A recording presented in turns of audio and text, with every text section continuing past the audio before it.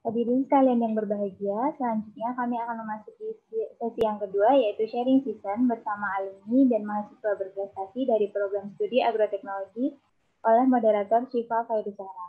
Sebelumnya, saya akan membacakan CV dari Syifa Fairizahra.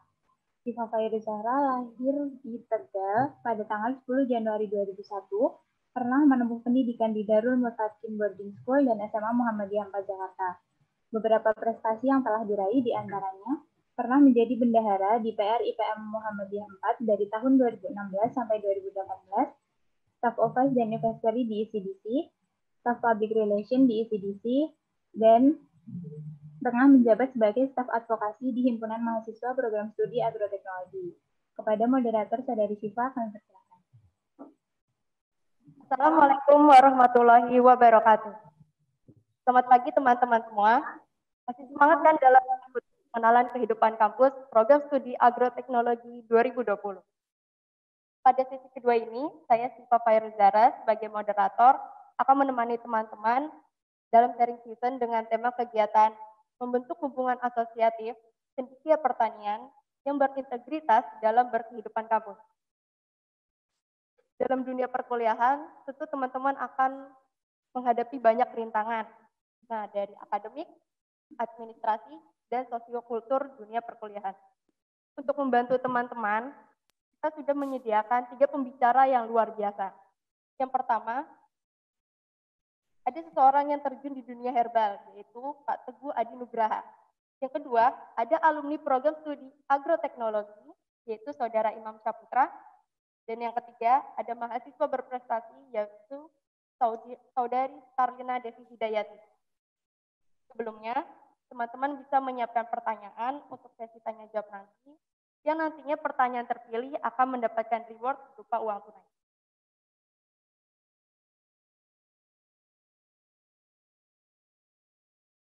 Teknologi UPN Veteran Yogyakarta Angkatan 2015, yang saat ini sedang bekerja di PT Syngenta Indonesia. Selama masa kuliah, beliau beberapa kali menjadi asisten praktikum di Fakultas Pertanian. Dan selama perjalanan organisasinya, pernah menjabat menjadi Ketua Himpunan Mahasiswa Jurusan Agroteknologi. Pada kesempatan kali ini, beliau akan menyampaikan materi mengenai dinamika kehidupan kampus. Pada Saudara Imam, dipersilakan. Baik, terima kasih atas kesempatannya. Sebelumnya, Assalamualaikum warahmatullahi wabarakatuh. Salam sejahtera untuk kita semua. Om Swastiastu, Namo Buddhaya. Yang terhormat Dekan Fakultas Pertanian Dr. Insinyur Budiarto MP beserta jajarannya. Yang terhormat Ketua Jurusan Agroteknologi Ibu Insinyur Ellen Rosalina Sasmita MP. Yang terhormat Bapak Kaprodi Agroteknologi Bapak Darban Haryanto MP. Dan para pembicara, yang pertama Bapak Teguh Adi Nugraha SP dan Mbak Karlina Devi. Yang saya hormati juga teman-teman mahasiswa Himpunan Mahasiswa Agroteknologi beserta panitia PKK 2020, dan tidak lupa yang saya cintai dan saya banggakan adik-adik mahasiswa baru angkatan 2020. Sebelumnya saya ucapkan selamat terlebih dahulu kepada adik-adik angkatan 2020 yang telah beruntung masuk dalam perkuliahan agroteknologi UPN Veteran di Jakarta. Adik-adik ini merupakan mahasiswa yang terpilih. Saya dengar sekitar 275 mahasiswa yang terpilih yang bersaing dengan ribuan bahkan puluhan ribu mahasiswa dari seluruh Indonesia untuk masuk di agroteknologi. Beri aplaus dulu secara virtual untuk teman-teman mahasiswa baru 2020. Baik, perkenalkan terlebih dahulu, nama saya Imam Syaputra. Saya adalah alumni UPN Veteran Yogyakarta angkatan 2015. Dan alhamdulillah hari ini saya sudah bekerja sebagai junior agronomis di PT Syngenta Indonesia. Saya diamanai oleh teman-teman panitia untuk menyampaikan bagaimana gambaran perkuliahan di agroteknologi UPN Veteran Yogyakarta, dinamika permasalahan apa yang mungkin terjadi untuk mahasiswa baru, kemudian juga sedikit tips and trick untuk menjadi mahasiswa yang sukses.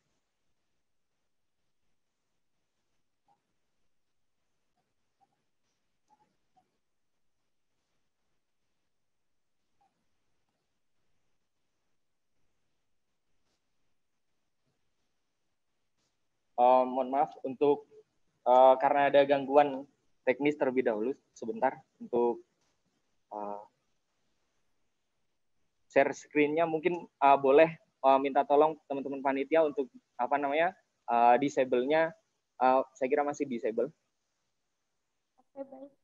Saudara Imam lagi kita konekkan.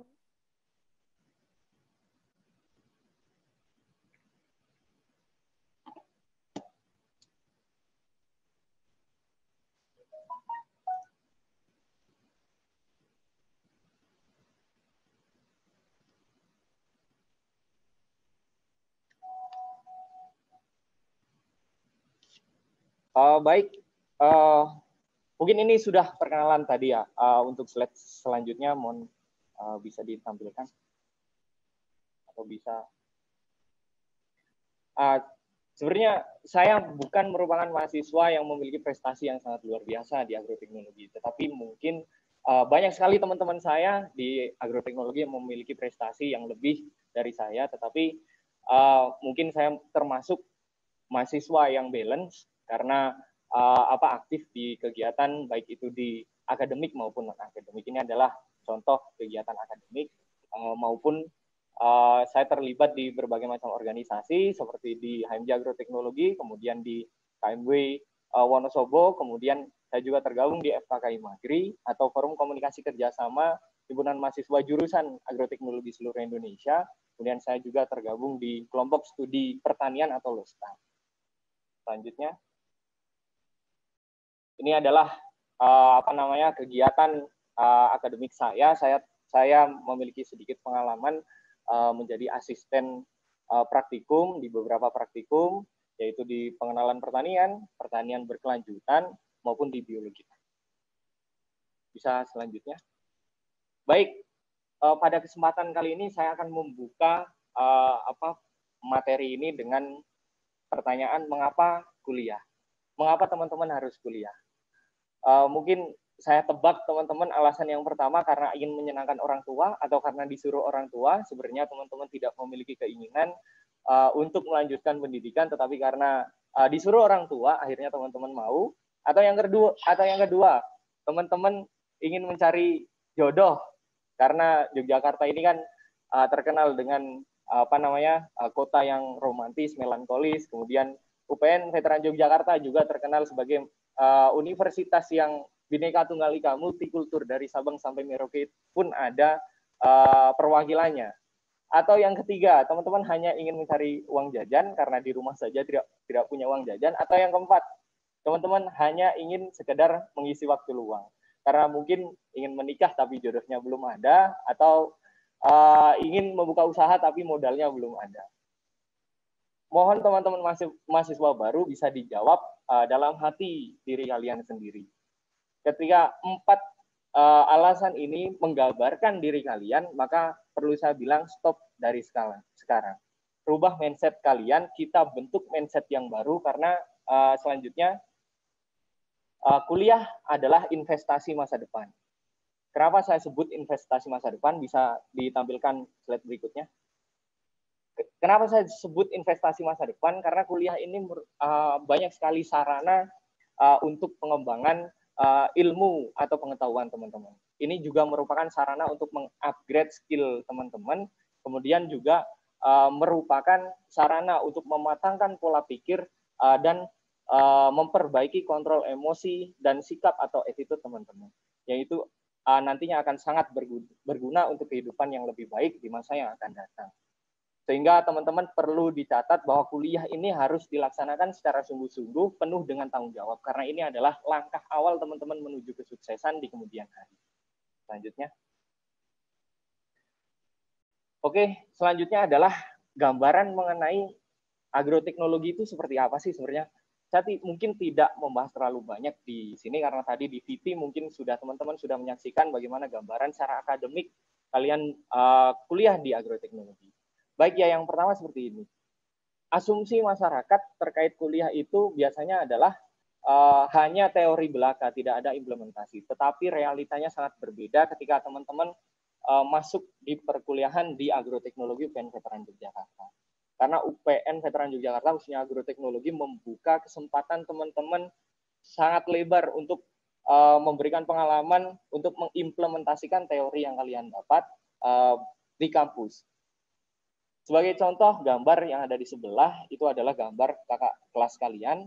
Itu berbagai macam praktikum mulai dari kegiatan akademis di pemberian teori di dalam kelas maupun teman-teman mengaplikasikan langsung teori tersebut, mengimplementasikan langsung melalui praktek, baik itu budidaya, praktek budidaya pertanian sesuai dengan teori bidang studi yang kalian dapat. Kemudian ada juga yang pengalaman yang sangat berharga nantinya yang akan kalian dapat karena kalian akan dilatih untuk berbicara di depan umum langsung kepada masyarakat melalui kegiatan sosialisasi atau penyuluhan di salah satu praktikum nantinya. Dan teman-teman juga akan mengimplementasikan teori perkuliahan kalian untuk kegiatan riset baik di laboratorium maupun di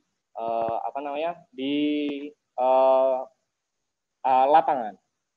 Ini membuat ketika kalian bergabung di agroteknologi, ini akan lebih siap menghadapi dunia kerja. Jadi teman-teman ini adalah orang-orang yang sangat beruntung untuk dapat siap menghadapi dunia kerja. Dan ini contoh kegiatan akademis. Ada kegiatan non akademis sangat banyak. Saya kira kalian teman-teman akan dikenalkan dengan organisasi kemahasiswaan untuk teman-teman yang mungkin ingin mengupgrade skill leadership, teamwork, public speaking maupun komunikasi teman-teman. Maupun ada UKM bagi teman-teman yang suka olahraga, kesenian, religi, atau hal-hal yang lain termasuk meningkatkan kualitas language kalian atau pengetahuan tentang bahasa asing dan sebagainya. Itu tersedia sangat banyak, sarana itu sangat banyak di agroteknologi.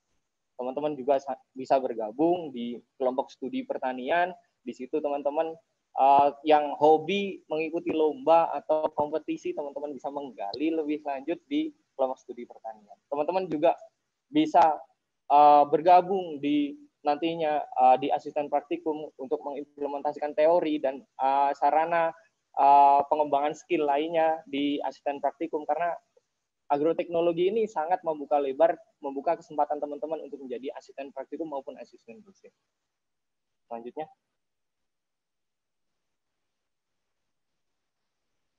Baik, untuk menjadi mahasiswa yang sukses, tentunya ada lika-likunya, ada problematika yang harus kalian lalui. Ini adalah problematika yang umum, tetapi sangat luar biasa dampaknya bagi mahasiswa pertanian. Satu adalah malas.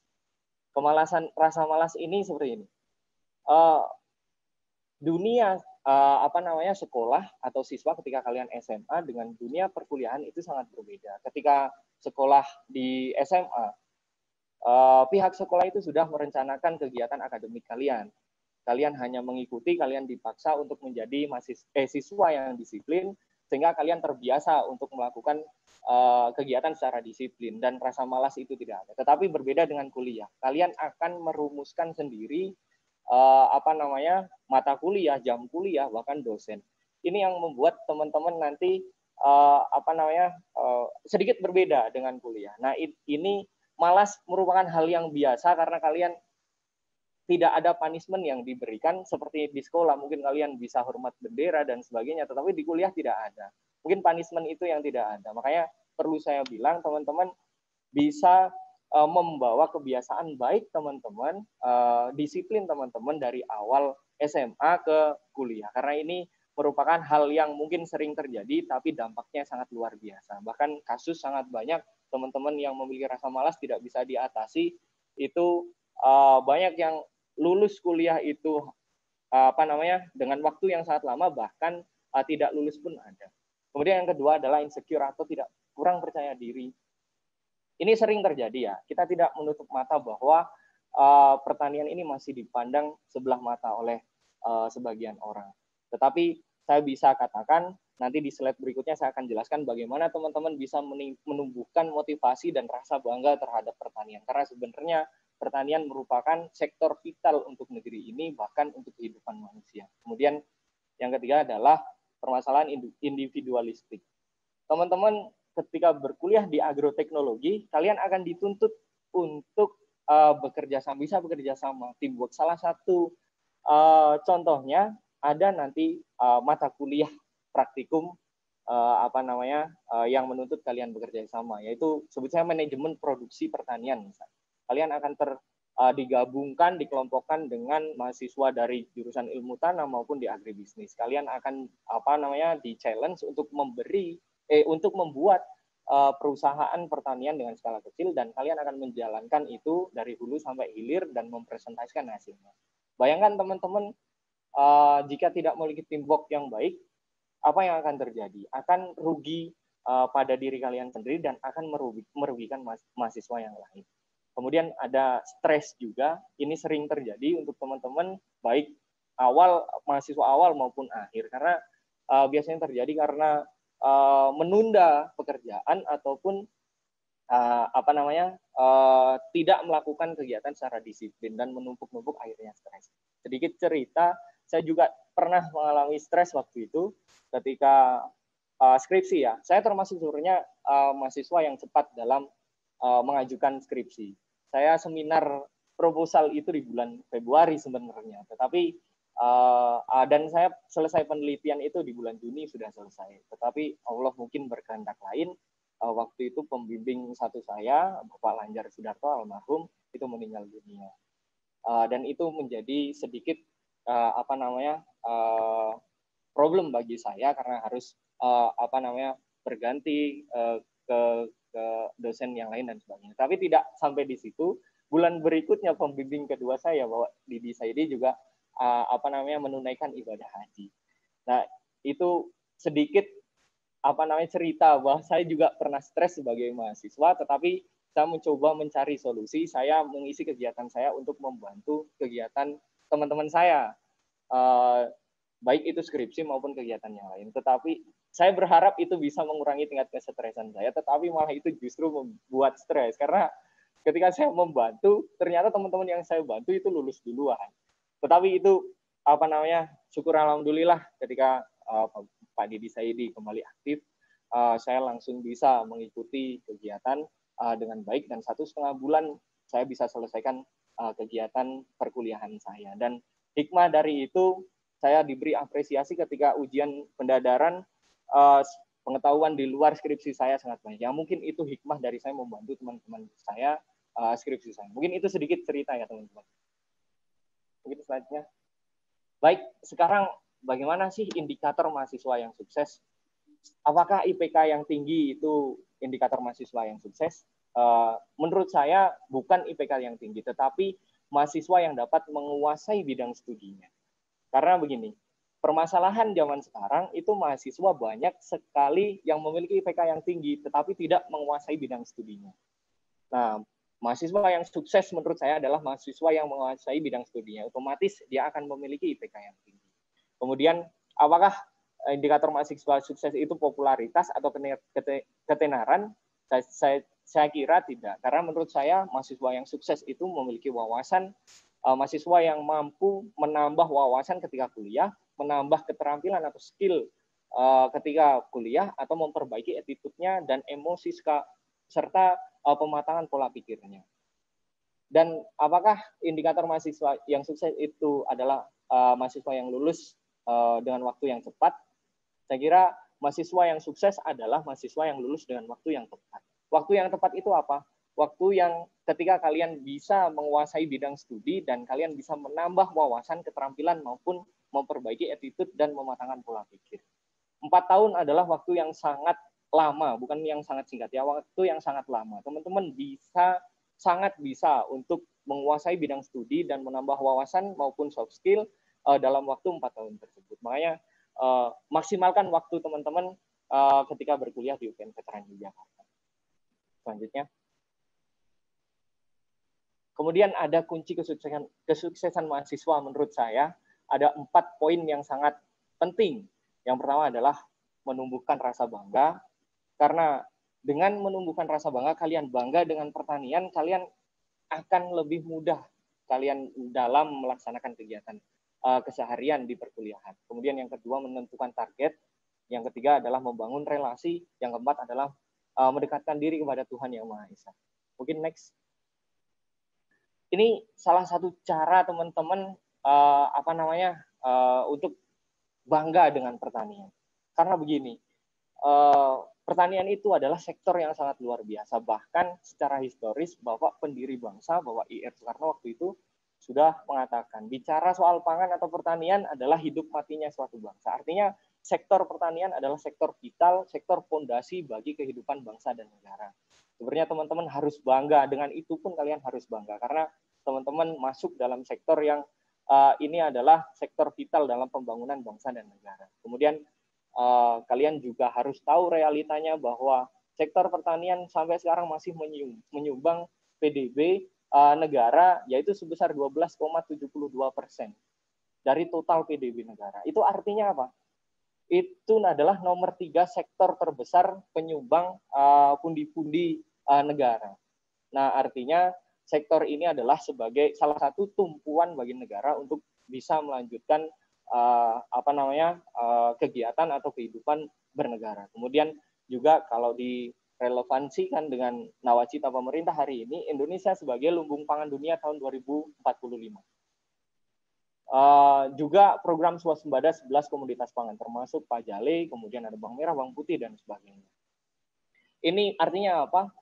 Kesempatan bekerja teman-teman, berkarir di dunia pertanian sangat besar, sangat luar biasa, sangat terbuka lebar. Bahkan ketika kalian ingin menjadi wirausaha seperti Bapak Teguh ya contohnya, satu komoditas pun herbal itu dapat menjadi satu komoditas yang dapat dikembangkan menjadi sangat luar biasa. Kemudian ketika kalian kurang bangga, kalian bisa melihat figur 10 orang terkaya mungkin di Indonesia itu memiliki bisnis pertanian. Semua bertumpu pada bisnis pertanian. Mungkin begitu. Slide selanjutnya. Kemudian menentukan target. Apa sih sebenarnya manfaat dari kuliah? Ada 3 manfaat yang kalian harus dapatkan. Yang pertama adalah functional benefit. Artinya apa? Benefit yang didapatkan dari teman-teman berkuliah, itu fungsi utama kuliah adalah kalian mendapatkan ilmu pengetahuan atau knowledge sesuai bidang studinya. Ini yang dinamakan functional benefit. Teman-teman harus mendapatkan itu. Kalian harus mentargetkan, harus mendapatkan ilmu sesuai bidang studinya. Kemudian ada additional benefit. Ini adalah benefit tambahan, teman-teman bisa meningkatkan skill atau keterampilan teman-teman, baik itu bahasa, skill kepemimpinan, teamwork, maupun skill yang lain yang akan membantu teman-teman di dunia kerja nantinya. Ini banyak sekali sarana yang tadi disebutkan di awal yang bisa kalian maksimalkan. Kemudian emotional benefit. Kalian harus mentargetkan juga kalian bisa mematangkan pola pikir dan mengatur emosional kalian dan memperbaiki attitude kalian. Nah, ini adalah 3 manfaat yang kalian harus targetkan, kalian harus dapatkan ketika kuliah di Agroteknologi UPN Veteran Yogyakarta. Kemudian selanjutnya. Jadi kita mah harus bangga dengan pertanian ya, karena adanya kita ini itu hidup matinya suatu bangsa, benar ya? Sangat harus bangga karena dilihat dari sektor yang sangat banyak, dari sisi manapun pertanian adalah tumpuan bagi bangsa dan negara, karena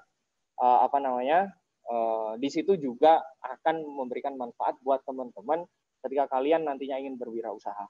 Pertanian akan membuka wawasan yang sangat lebar teman-teman untuk dapat berwirausaha di bidang pertanian, karena pertanian ini sangat luas apabila nantinya dikembangkan menjadi salah satu sektor wirausaha yang mungkin teman-teman akan geluti di kemudian hari. Ya. Terima kasih untuk Saudara Imam materinya. Mungkin baik, kita langsung ke baik sama-sama. Pemateri yang pertama tadi untuk Pak Teguh. Akan saya bacakan ulang visinya saja ya. Untuk pembicara oleh Pak Teguh ini adalah merupakan alumni Fakultas Pertanian UPN Veteran Yogyakarta. Saat ini beliau bekerja di industri kecil obat herbal tradisional, yaitu PT Naturindo Fresh di Yogyakarta. Dan saat ini Pak Teguh ini sudah menjabat di berbagai organisasi, salah satunya saat ini menjabat sebagai Ketua Gabungan Pengusaha Jamu Daerah Istimewa Yogyakarta. Pada kesempatan kali ini, beliau akan menyampaikan materi mengenai prospek pertanian dalam dunia kesehatan berbasis herbal. Pada Pak Teguh dipersilakan.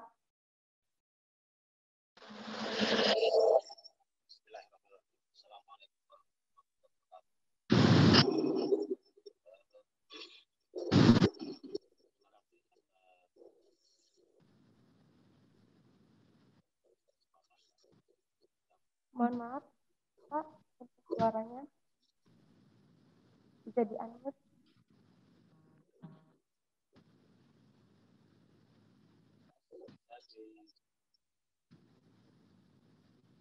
Oh, bisa di... Mohon maaf, Pak. Belum masuk suaranya ke saya. Belum kedengaran, Pak. Mohon maaf.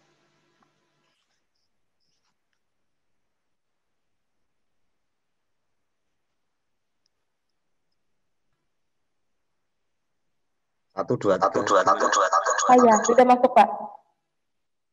Bisa dilanjutkan, Pak.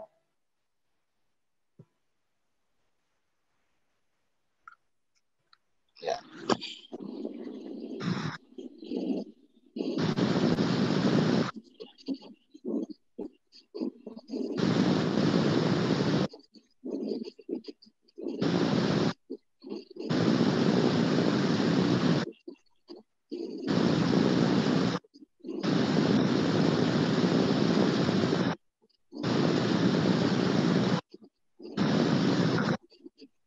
Boleh, Pak, langsung menyampaikan materinya.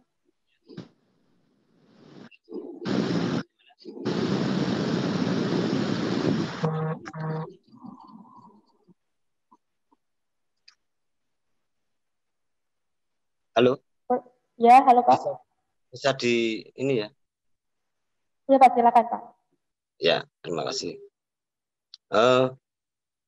Yang pertama kami ucapkan selamat kepada adik-adik yang telah bisa masuk di Fakultas Pertanian, Agroteknologi utamanya. Adalah suatu hal yang harus kita syukuri seperti yang disampaikan oleh Mas Imam tadi, bahwa tidak semua berkesempatan untuk bisa dapat di bangku kuliah karena banyak hal, faktor ekonomi dan sebagainya, padahal mereka juga menginginkan untuk bisa kuliah. Kemudian yang selanjutnya bahwa memang dunia perkuliahan itu berbeda dengan dunia sekolah pada umumnya, sehingga ini penting untuk adik-adik sekalian bahwa salah satu yang akan kita dapatkan di dunia perkuliahan adalah sebetulnya adalah wawasan selain ilmu yang lebih spesifik. Akan tetapi pada kenyataannya nanti setelah keluar dari dunia kuliah, kita ini akan bisa berbeda dengan apa yang kita selama ini kita geluti di ilmu-ilmu di perkuliahan. Sehingga apapun disiplin ilmu kita, ternyata kita bertemu di dalam suatu profesi yang sama setelah lepas dari dunia perkuliahan. Salah satu hal yang juga mungkin penting bagi adik-adik sekalian yang telah memilih agrotek sebagai pilihannya, ini saya juga yakin bahwa ada sebagian yang memilihnya itu karena pilihan keberapa, bukan pilihan utama. Tapi saya salut kepada rekan-rekan adik-adik sekalian yang memang di agrotek ini menjadi pilihan pertamanya ketika lulus dari SMA. Mengapa? Kalau saya melihat bahwa adik-adik yang telah memutuskan bahwa mendaftar di agrotek UPN ini, mereka adalah mereka yang sudah mempunyai tujuan. Jadi menetapkan tujuan itu dari awal. Kalau saya lihat banyak di antara kita ini pada umumnya mereka asal masuk dulu, pokoknya asal dapat yang negeri yang bayarnya murah semacam itu di dalam memilih salah satu tempat kuliah. Itu enggak, bagi adik-adik sekalian itu tidak masalah, walaupun sepertinya Anda hanya asal dapat kuliah, tapi lakukan dengan baik setelah Anda masuk di dunia universitas. Jadi harapan saya itu juga nantinya rekan-rekan tetap mempunyai kebanggaan terhadap apa yang sedang dipelajari. Karena itu penting, karena di dalam kehidupan ini, apapun kalau kita melakukannya dengan hati yang senang, hati yang bahagia, itu hasilnya itu berbeda. Jadi andai kata ada, saya yakin di antara adik-adik ini yang masih belum mempunyai kebanggaan terhadap Agrotek Paperta UPN, itu juga sama. Saya dulu juga seperti itu. Dimasuk itu nggak ada sedikit rasa bangga terhadap ini semua. Dan saya menemukannya itu setelah ada penjurusan di semester 5 pada waktu itu. Terus saya memilih agronomi. Di situ saya terus baru menemukan bahwa kalau agronomi bidangnya seperti ini. Besok kalau paling tidak kalau lulus dari agronomi itu bekerjanya di mana. Itu saya baru menemukan di semester 5 pada waktu itu. Jadi saya punya keinginan besok harus bekerja di perkebunan. Semacam itu. Di semester 5 itu saya baru mau nggak mau harus bangga terhadap apa yang saya pelajari. Dan kebetulan alhamdulillah selepas kuliah itu saya juga diterima di sebuah perkebunan swasta di Riau, kemudian itu PT Salim Indo Plantation, jadi di perkebunan sawit. Kemudian penempatan ada di Kalimantan, 6 bulan di Riau, kemudian 6 bulan selanjutnya setelah on job training saya dipindah di Kalimantan. Jadi penting menetapkan tujuan, itu yang ingin saya sampaikan sebetulnya. Penting untuk menetapkan, segera punya tujuan di dalam kita kuliah di Agrotek. Mungkin itu sebagai gambaran bahwa kesuksesan itu tidak selalu semuanya diawali dengan apa yang kita inginkan segera tercapai. Tetapi kita punya tujuan, dan itu semuanya butuh proses, tahapannya. Jadi yang disampaikan Pak Mas Imam tadi, bahwa kita harus punya targeting, itu ya. Memang di dalam belajar pun kita juga punya target-target semacam itu. Selain fokus pada keilmuan, juga masalah sosial dan keorganisasian, karena ini penting. Ini juga saya paparan dari Mas Imam tadi mengingatkan saya bahwa saya itu termasuk mahasiswa yang lulus cepat enggak, lulus lambat juga enggak, tapi juga enggak pernah berorganisasi di kampus. Kegiatan di kampus saya ini termasuk kurang, sangat kurang, karena memang ini saya yakin dari rekan-rekan ini juga, adik-adik ini juga ada yang punya mungkin sama dengan saya dulu berada di bangku kuliah UPN, itu sambil kerja untuk bisa mendapatkan biaya kuliah semesteran semacam itu. Saya yakin ada, dan saya termasuk salah satu dari yang seperti itu. Jadi untuk kegiatan-kegiatan ekstra itu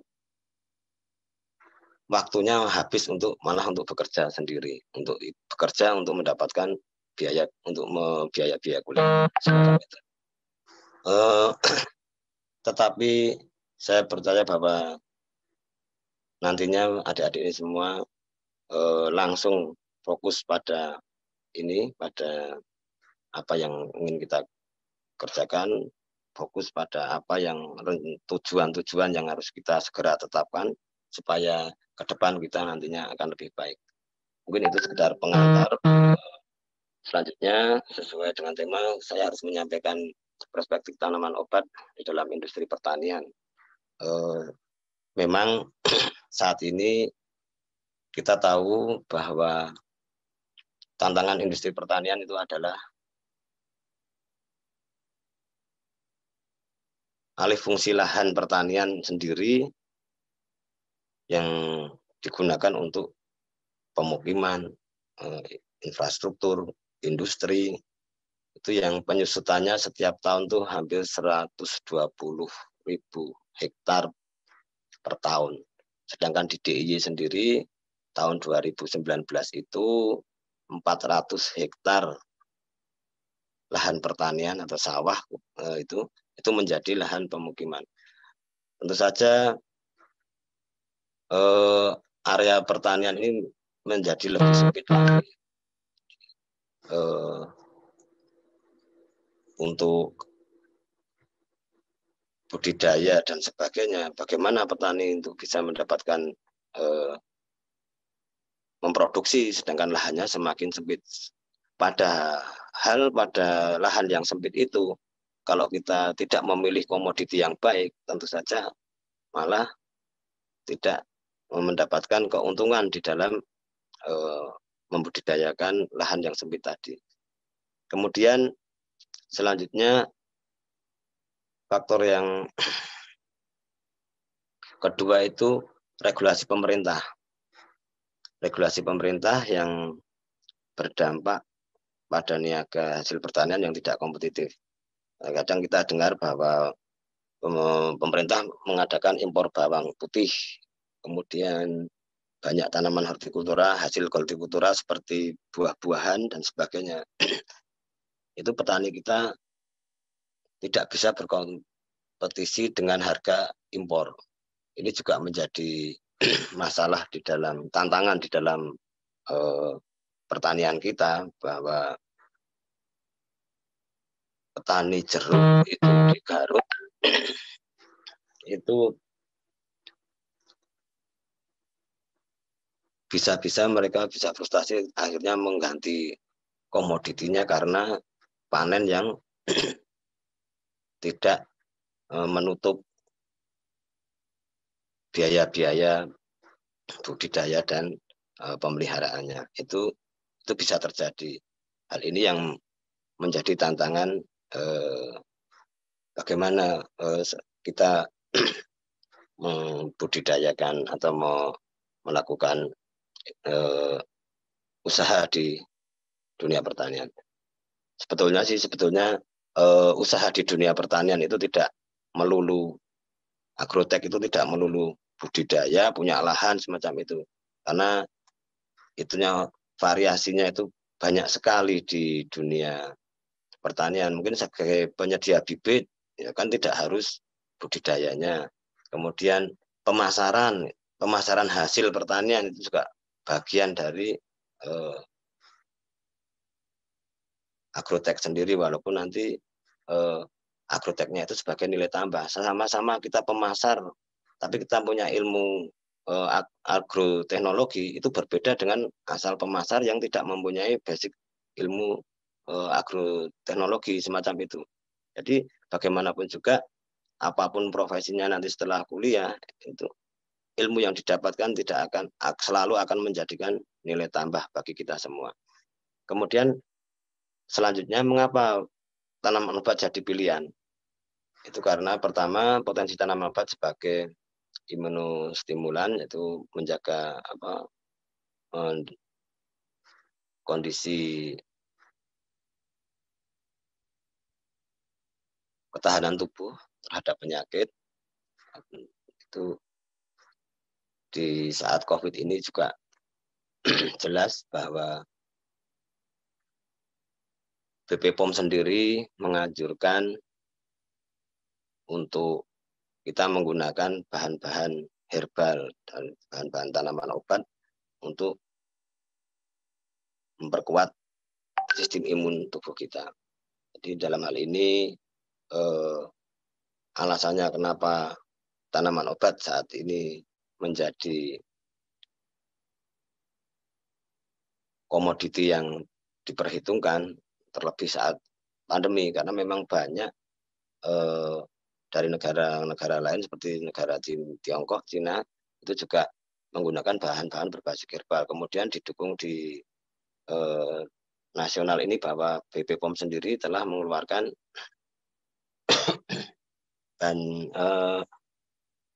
bahan-bahan herbal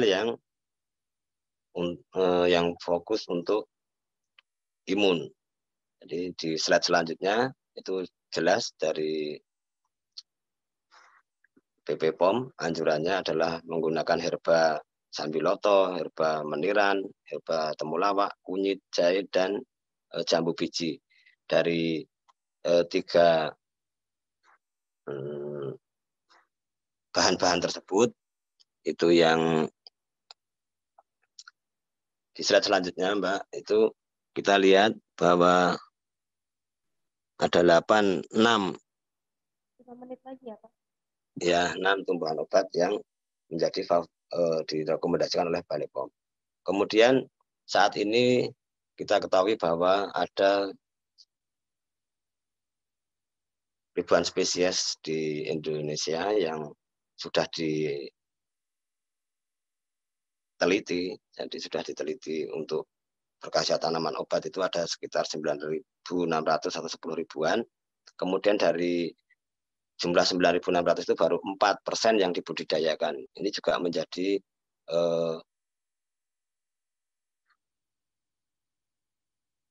nilai tambah bahwa mengapa kita memilih tanaman obat untuk pertanian. Yang mendukung lainnya bahwa permintaan simplisia kering tanaman obat lokal itu meningkat, terutama di saat COVID ini permintaan lokal. Kemudian permintaan ekspor itu juga kita ketahui bahwa dalam kuartal 1 tahun 2020 ini ekspor pertanian itu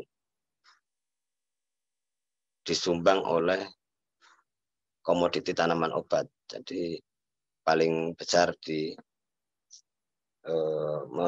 meningkatkan nilai ekspor di sektor pertanian adalah tanaman obat.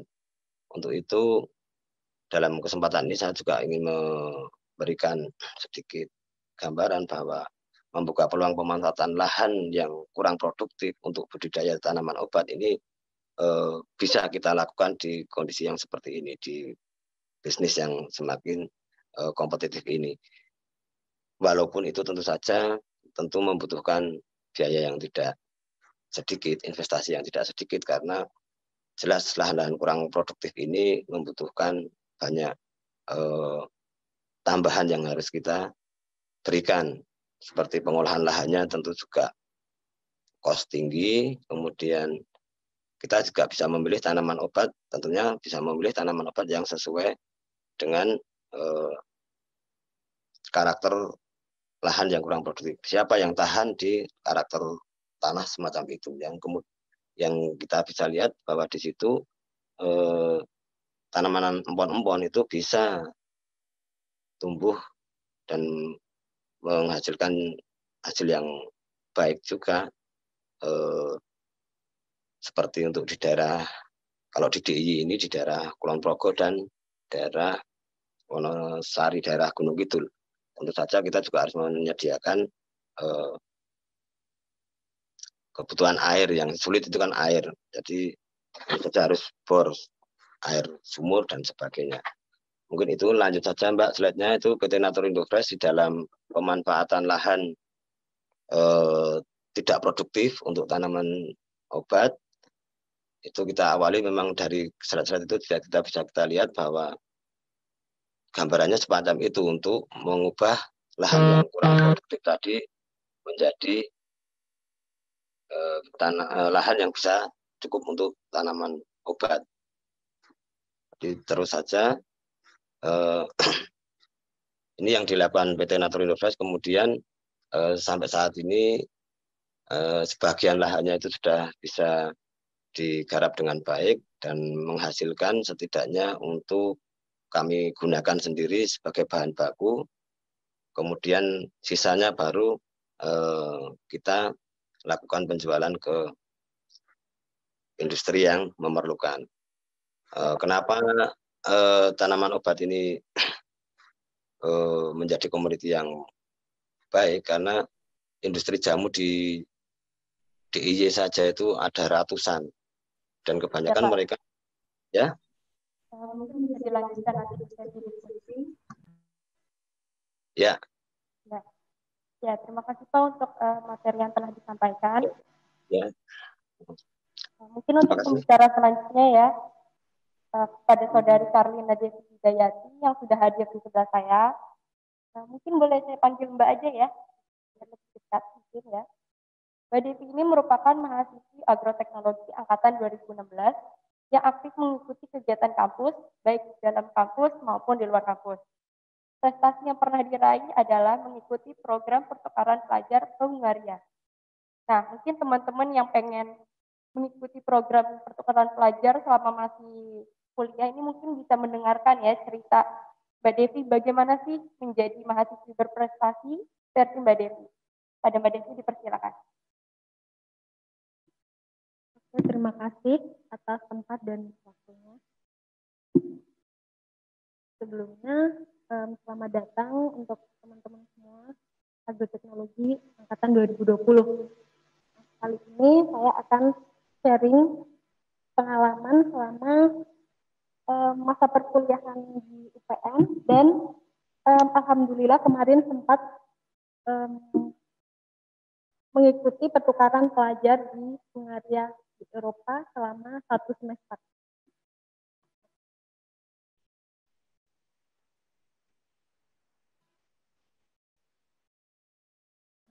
Kali ini, kenapa sih student exchange itu penting buat saya? Gitu. Ini salah satu gambaran di sana. Ini universitas yang saya belajar selama 1 semester di situ namanya Esterhazy Karoli University. Nah, di situ saya mengikuti perkuliahan biasa baik itu theoretical class maupun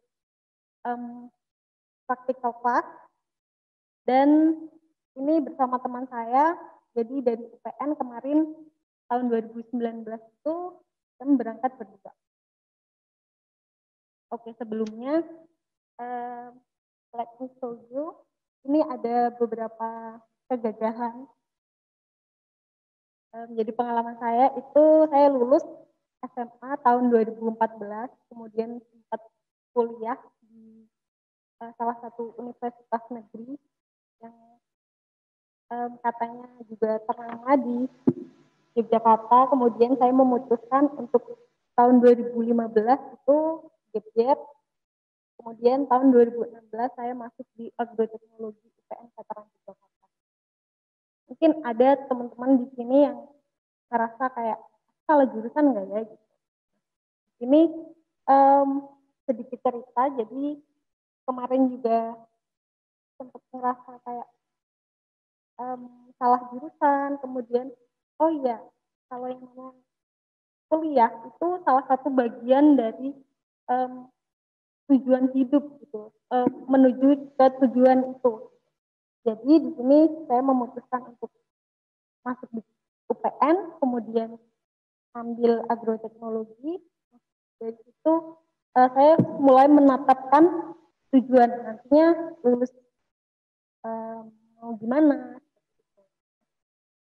Selama di UPN ada salah satu beasiswa yang dari maba itu saya berusaha buat masuk ikut dan diterima di beasiswa itu, yaitu beasiswa Jarum, itu tahun 2018 saya mengikuti seleksi. Pada waktu itu ada beberapa seleksi, jadi sistemnya itu sistem gugur. Nah di situ di seleksi terakhir itu di tahap terakhir saya mengalami kegagalan, tapi dari situ alhamdulillah ternyata ketika kita menginginkan sesuatu hasil yang baik, usaha kita itu sangat berharga gitu loh. Dari situ tahun 2019 saya mengikuti salah satu seleksi juga, yaitu beasiswa full funded kuliah 1 semester di Hungaria, Eropa, yaitu beasiswa Erasmus Plus. Itu jadi alhamdulillah banyak pengalaman berharga selama kuliah di sana. Untuk seleksi sendiri ada 2 macam seleksi, yaitu seleksi berkas dan seleksi wawancara. Seleksi berkas, jadi buat nanti teman-teman yang ingin mengikuti pertukaran pelajar ini nantinya ya, itu ada motivation letter, kemudian kurikulum vitae, kemudian ada transkrip nilai di mana IPK kita harus lebih dari 3 gitu, dan kita sudah mengikuti 4 semester, minimal 4 semester di UPN. Kemudian ada satu lagi yaitu nilai TOEFL, sertifikat TOEFL. Itu lebih dari 450. Untuk yang seleksi selanjutnya yaitu wawancara, di mana nanti ada dari pihak UPN itu wawancara kita full menggunakan bahasa Inggris. Oke. Untuk pertukaran pelajar ini, jadi ada 5 bulan yaitu 1 semester full. Kemudian ini dibiayai penuh dari Uni Eropa dalam bentuk euro ya, jadi lumayan banyak. Jadi buat teman-teman nanti yang ingin mengikuti kegiatan ini, bocoran aja untuk biaya beasiswanya itu diberikan 70% di awal sebelum kegiatan dan 30% di akhir kegiatan. Kemudian Esterhazy Caroli University ini merupakan salah satu universitas yang terkenal juga dan berada di kota Eger, yaitu sekitar 3 jam perjalanan menggunakan public transport dari Budapest, yaitu kapital city-nya Hungari. Kemudian buat teman-teman yang mungkin merasa ini nanti saya merasa asing nggak ya di sana. Nah, di sini nanti ada PPI Hungaria, yaitu Perhimpunan Pelajar Indonesia di Hungaria, dan juga ESN, yaitu Erasmus Student Network, nanti bakal membantu beradaptasi teman-teman di sana.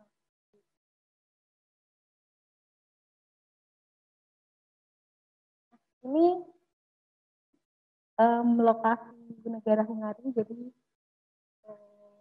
yang sebelah kiri itu, yang di atas itu menunjukkan kotak merah itu negara Hungari. Kemudian untuk lebih jelasnya, ini negara Hungari di kota Eger, jadi sebelah utara agak timurnya Budapest. Ini hasil transkrip dari sana ya.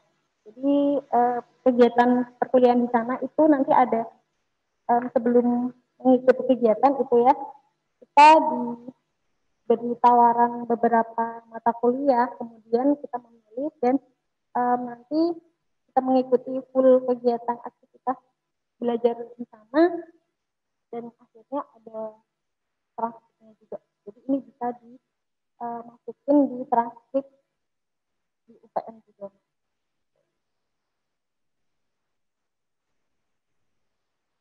Ini ada beberapa kegiatan dari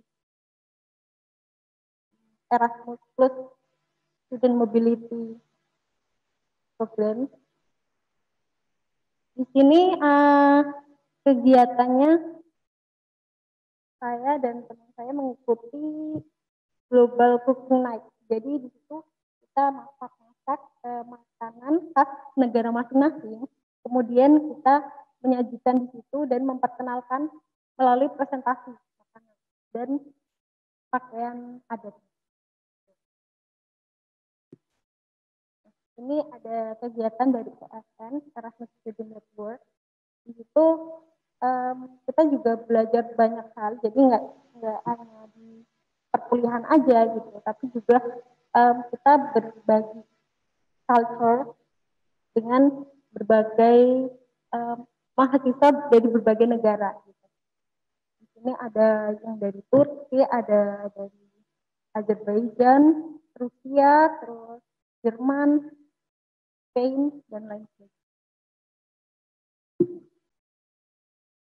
Selain kegiatan belajar mengajar di kelas atau teori itu di kampus ya, ini ada beberapa aktivitas juga di luar itu. Jadi kita mengunjungi beberapa tempat bersejarah di Hungari, tidak hanya di Eger, di kota Eger aja, tapi juga ke beberapa. Ini salah satunya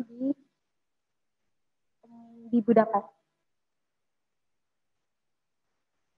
Kemudian ini ada gambaran kegiatan belajar presentasi ya. Kemudian ini kebetulan kemarin saya ada di jurusan geografi, jadi ini ada beberapa kelas teori dan di luar kelas.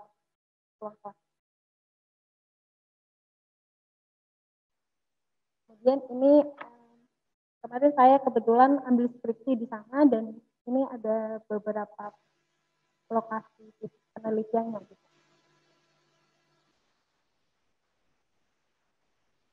Selain ESN, kita juga mengikuti beberapa kegiatan atau kepanitiaan dari PPI Hungari. Jadi di sini teman-teman nggak cuma ketemu sama orang-orang luar aja gitu, tapi kita juga merasa kayak, ini loh keluarga Indonesia kita tuh ada juga yang di sini.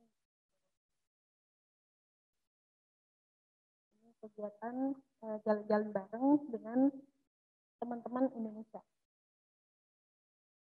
Oke, ini sedikit gambaran aja untuk teman-teman semua. Nanti kalau ada yang perlu ditanyakan lagi bisa di follow atau di DM link berikut.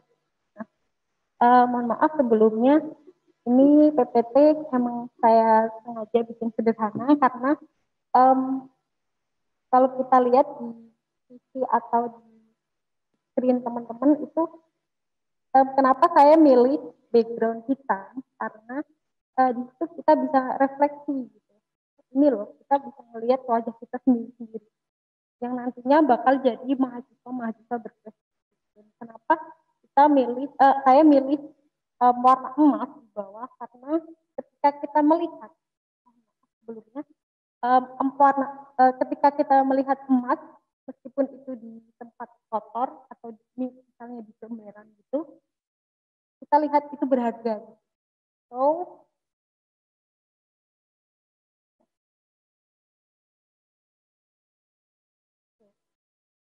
it's not about your place, but it's all about yourself. Good luck for everyone and thank you.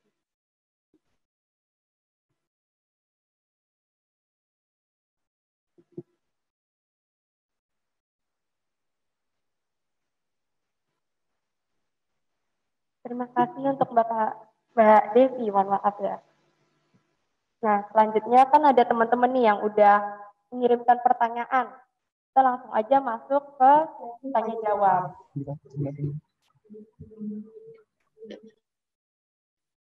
Yang pertama ada dari NIM 14, Desta Tiana.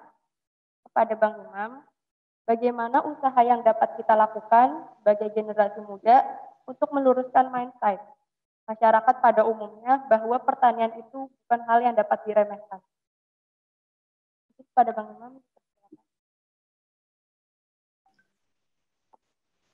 Baik, terima kasih atas pertanyaannya, sangat luar biasa. Bagaimana cara kita untuk meyakinkan masyarakat sehingga mindset mereka itu pertanian itu tidak dipandang sebelah mata oleh masyarakat secara umum. Mungkin begini, yang bisa saya sampaikan begini. Mungkin untuk masyarakat yang tidak menggeluti dunia pertanian, mereka tidak akan secara detail mengetahui informasi apa tentang pertanian itu. Bagaimana efek dan dampak serta pengaruh pertanian itu untuk diri kita sendiri, bangsa dan negara, bahkan untuk kehidupan manusia. Tetapi yang bisa kita lakukan untuk meyakinkan orang adalah dengan berusaha diri sendiri menggeluti bidang pertanian sehingga kita mampu mengeksplorasi pertanian tersebut dan dapat dilihat kesuksesan kita nantinya. Sehingga kita dapat meyakinkan orang itu dengan tingkah laku kita. Apa yang kita perbuat ketika itu baik dan itu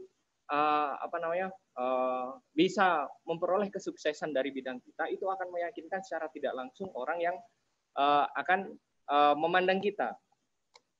Mungkin itu moderator, Mbak moderator.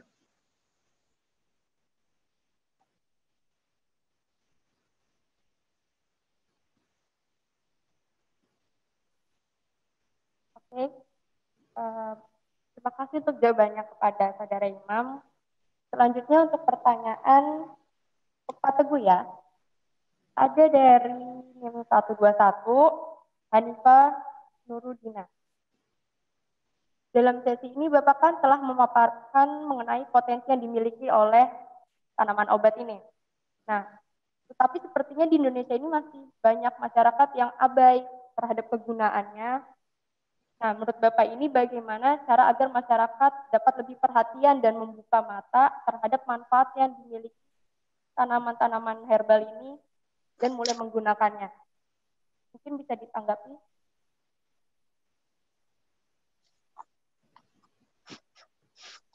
Halo, Pak Teguh? Saya. Ya, maaf, ini ya.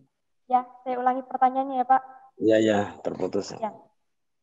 Dari Hanifah Nurudina nih, Pak. Dalam sesi ini, Bapak kan telah memaparkan mengenai potensi yang dimiliki oleh tanaman obat. Tetapi sepertinya di Indonesia ini masih banyak masyarakat yang abai nih, Pak, sama kegunaannya. Ya. Nah, menurut Bapak ini bagaimana cara agar masyarakat tuh lebih membuka mata dan perhatian terhadap manfaat yang dimiliki oleh tanaman-tanaman obat dan mulai menggunakannya? Ya, ya memang saat ini kita kadang-kadang kalau menemukan tanaman obat itu gulma. Ada yang berbentuk gulma untuk tanaman budidaya, sehingga kadang-kadang kita wah ternyata ini digunakan untuk ini semacam itu banyak sekali yang seperti kita ketahui. Nah, untuk itu bagaimana caranya? Itu banyak, harusnya itu di institusi pertanian ini juga ada sosialisasi semacam itu. Jadi kalau di Dinas Pertanian sendiri itu sekarang sudah membuka di Politeknik Pertaniannya membuka jurusan biofarmaka, agri biofarmaka, artinya mulai berkembang itu. Kemudian di Politeknik swasta yang lain itu saya lihat juga udah ada, mulai ada setingkat D3 itu fakultas yang memang khusus jamu semacam itu. Itu kan juga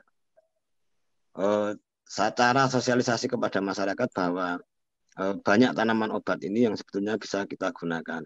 Itu salah satu cara. Kemudian bisa juga dengan cara-cara yang lain seperti misalnya sekarang banyak taman jamu di Indonesia ini, terutama taman jamu Sidomuncul, taman jamu Nyonya Menir, taman jamu yang ada yang punya Marta Tilaar itu di Jawa Barat, itu juga luasnya sampai 9 hektar. Di situ ada 600 lebih etalase tanaman obat yang di situ sebenarnya kita bisa banyak lebih tahu lagi tentang ternyata ini fungsinya untuk ini fungsinya untuk ini. Semacam itu, Mbak.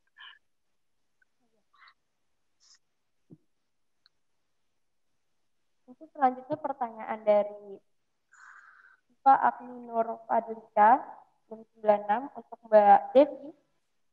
Bagaimana sistem keketatan untuk seleksi program student exchange? Dan apabila kemampuan bahasa kita tuh masih kurang, itu gimana solusinya ya, Mbak? Mungkin bisa dijawab. Untuk sistem seleksi sendiri, kemarin memang ada seleksi berkas dan wawancara. Nah, untuk seleksi berkas kita bisa menyiapkan yang tadi saya sebutkan, itu ada CV, ada motivation letter, kemudian ada transkrip nilai, dan ada sertifikat TOEFL. Nah, untuk wawancaranya kita bisa menyiapkan dengan kemampuan bahasa Inggris kita dan juga bisa membuat relate apa yang kita pelajari selama ini selama di UPN dengan nanti yang akan kita pelajari di sana gitu. Jadi untuk seleksi sendiri memang syaratnya minimal sudah melalui 4 semester di UPN gitu. Kemudian untuk kemampuan bahasa Inggris. Nah, buat teman-teman yang sekarang mahasiswa baru ini masih punya banyak waktu untuk menyiapkan tes bahasa Inggrisnya nanti. Jadi mungkin bisa menggunakan TOEFL atau IELTS ya. Dan selama 4 semester itu kalau menurut saya sudah waktu yang banyak gitu untuk mempersiapkan untuk tes bahasa Inggris.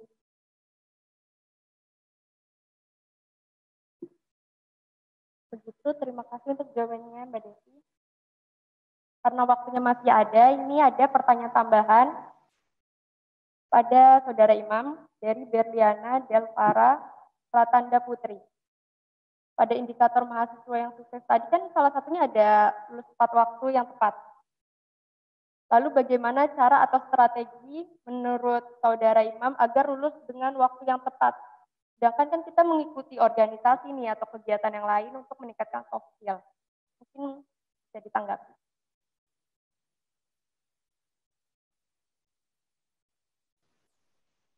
Baik, terima kasih atas pertanyaannya Mbak Putri ya tadi.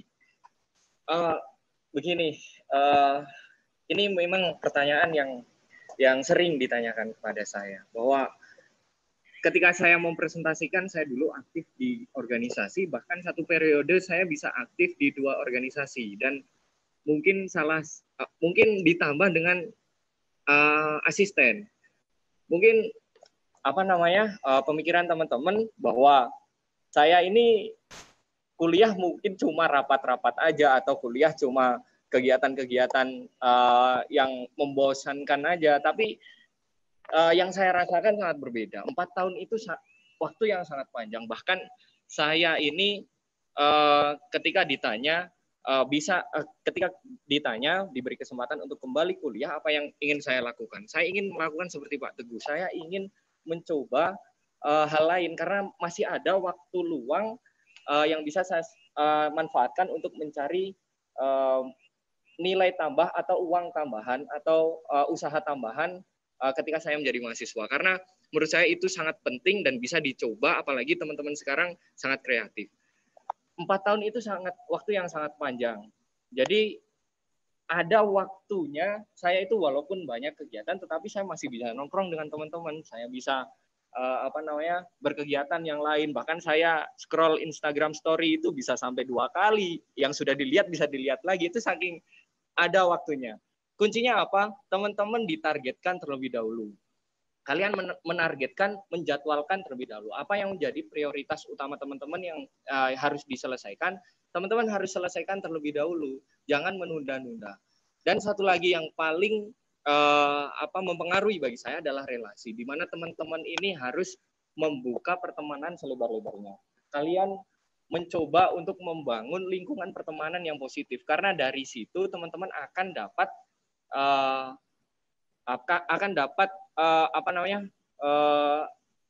situasi atau lingkungan yang sangat membangun bagi diri kalian sendiri. Jadi situasi yang kompetitif untuk belajar. Nanti ketika melihat teman-teman kalian, oh teman-teman bisa seperti ini, teman-teman akan secara natural akan keluar dari diri kalian. Kenapa saya nggak bisa? Nah, makanya perlunya teman-teman membangun relasi, membangun lingkungan yang sangat baik. Itu kuncinya. Yang pertama adalah membangun relasi, kemudian yang kedua, jangan menunda-nunda. Ketika ada sesuatu yang harus diprioritaskan untuk diselesaikan, coba teman-teman selesaikan terlebih dahulu. Mungkin seperti itu. Terima kasih untuk tanggapannya pada Saudara Imam. Nah, teman-teman kan kita sudah mendengarkan dari 3 pemateri. Jangan lupa untuk mengirimkan resume yang telah disiapkan oleh teman-teman. Nah, untuk itu saya berikan kesimpulan di akhir, yaitu menetapkan tujuan dengan melihat secara luas nih potensi di dunia pertanian. Namun selama menetapkan tujuan itu, teman-teman bisa mengejar untuk mengupgrade skill atau mencari relasi dan tidak perlu merasa kecil. Karena dalam kegelapan emas akan tetap menjadi emas dan kalian adalah emas tersebut. Sekian dari saya. Terima kasih. Wassalamualaikum warahmatullahi wabarakatuh.